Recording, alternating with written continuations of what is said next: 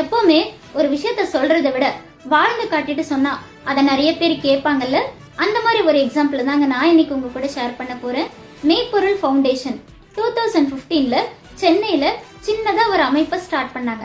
ஆனா இப்போ இவங்க செய்யக்கூடிய சர்வீசஸ சொல்லிக்கிட்டே போலாம்.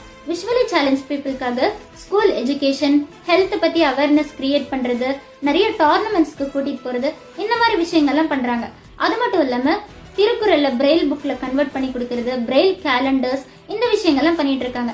நிறைய விமன் ஆண்டர்பிரினரா வரணும்னு ஆசைப்படுவாங்கல்ல, அவங்களுக்கு பிசினஸ் ஸ்டார்ட் பண்ண ஹெல்ப் பண்றது, ட்ரைபல் அண்ட் கவர்மெண்ட் ஸ்கூல்ல படிக்கிற ஸ்டூடெண்ட்ஸ்க்கு ஸ்காலர்ஷிப் கொடுத்து ஹெல்ப் பண்ணிட்டு இருக்காங்க. நிறைய விமனோட ஸ்டோரிஸை புக்காவும் கன்வெர்ட் பண்ணி கொடுத்துருக்காங்க. அது மட்டும் இல்லாம விஷுவலி சேலஞ்ச் பீப்புள் நிறைய விஷயங்கள் அச்சீவ் பண்ணியிருப்பாங்கல்ல.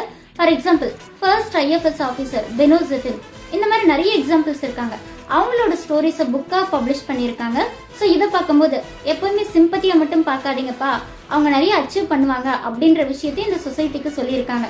அது மட்டும் இல்லாம ஃபர்ஸ்ட் வேவ் அப்படின்னு சொல்லிட்டு ஒன்று ஸ்டார்ட் பண்ணி ஸ்பாட்டிஃபைல ஃபர்ஸ்ட் டாக்டர், ஃபர்ஸ்ட் டீச்சர், இந்த மாதிரி நிறைய அச்சீவ் பண்ணியிருப்பாங்களே, அவங்களோட ஸ்டோரிஸை சொல்றது.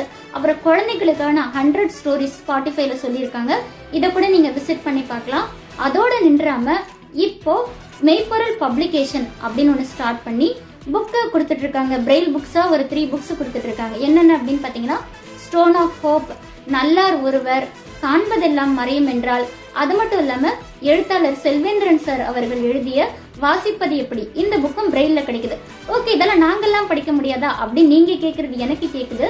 கண்டிப்பா நீங்களும் படிக்கலாம் இந்த புக்ஸ். அமேசான் கிண்டலோட லிங்க் நான் கொடுக்குறேன். இதை நீங்க கிளிக் பண்ணி படிச்சு பார்க்கலாங்க.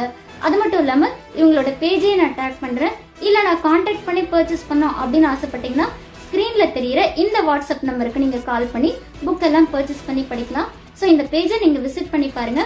பாத்தீங்கன்னா லைஃப்ல நம்ம படுற கஷ்டம் எல்லாம் ஒண்ணுமே இல்லை அப்படின்ற மாதிரி உங்களுக்கு தோணும். ட்ரை பண்ணி பாருங்க. தேங்க்யூ.